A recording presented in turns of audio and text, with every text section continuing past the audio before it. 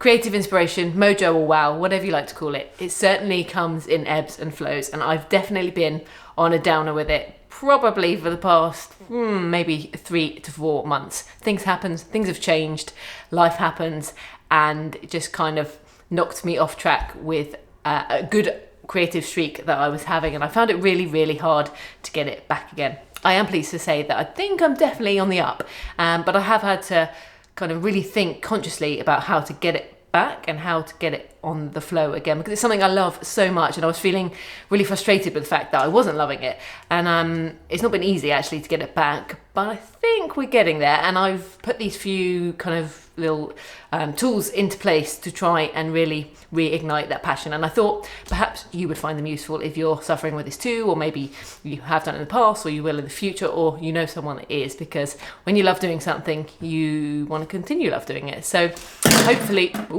there's my pen.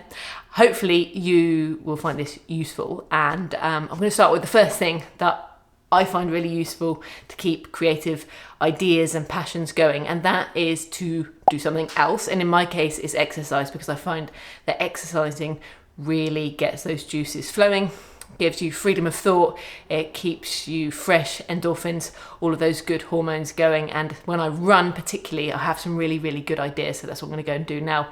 And that's my first tip, is to do something else, take a break from it, free your mind, whatever that happens to be. I do recommend running. It's one of a kind. I cycle and I do all sorts of other exercise as well, but running is the number one thing that really really helps for me, and certainly is the biggest endorphin pump I can get. So that's what we're going to go do now.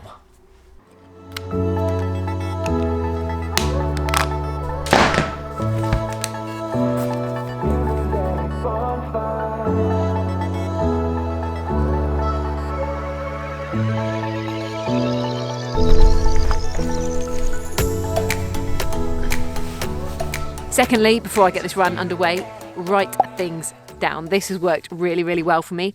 In my case, in terms of the shooting that I do, I've written my ideas down and places that I want to shoot. The second one has worked out really, really well.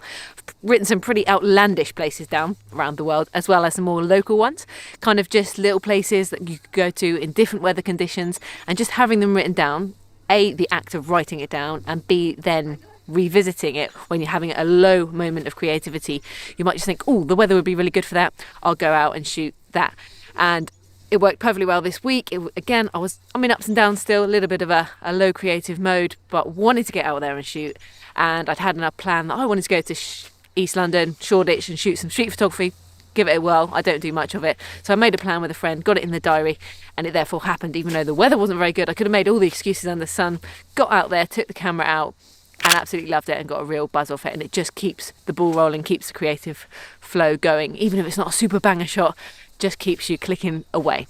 So I better crack on with this run before I'm about to be eaten by a rather angry looking geese, bird, not sure. Let's go. It's a feeling that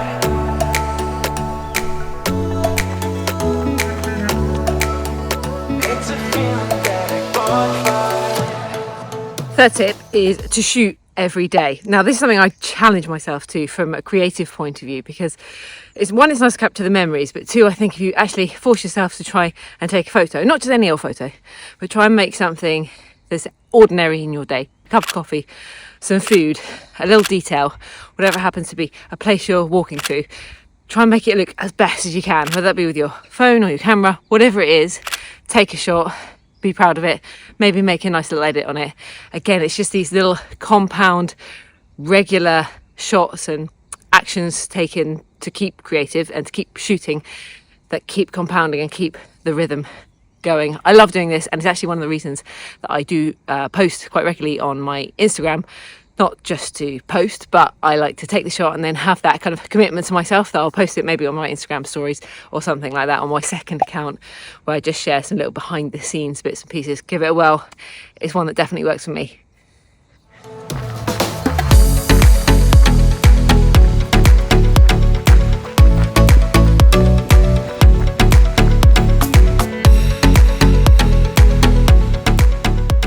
Next, social media. Slightly controversial, however, if you follow the right people and the right types of content, it can be used really positively. I love YouTube.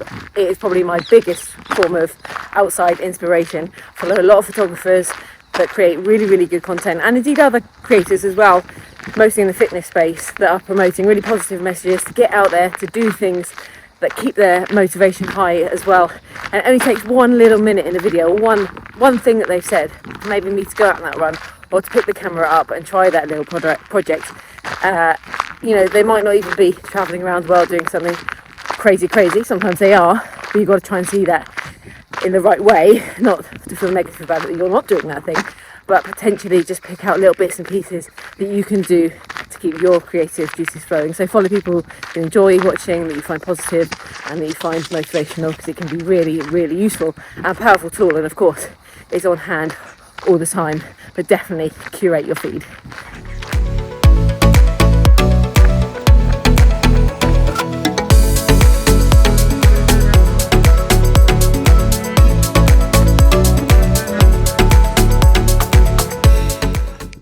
Last but not least, I find it really useful to have a camera out all the time. I do shoot with my phone quite a bit, but just have a proper camera, a tactile camera to pick up, to hold, to press the buttons, leave it out so you can see it all the time. Pick it up, just play about with it, shoot with it, try different settings.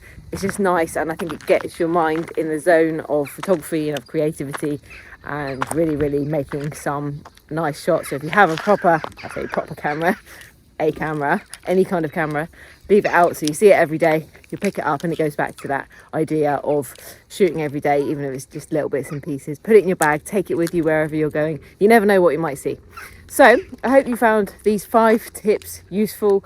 I certainly do, and as I've mentioned already in the video, the compound effect of putting them all together, you don't have to do them all the time, but just little bits and pieces on a regular basis really helps to hopefully keep the flow going, get you out of any creative kind of rut, and just keep shooting, because that's what we love to do. So I hope you enjoyed the video and some scenes of this lovely park and the little run, and I will look forward to seeing you in the next video. If you have any super duper ideas about how to keep the creative flow alive, drop them in the comments below. I look forward to reading them, and I'll see you in the next one.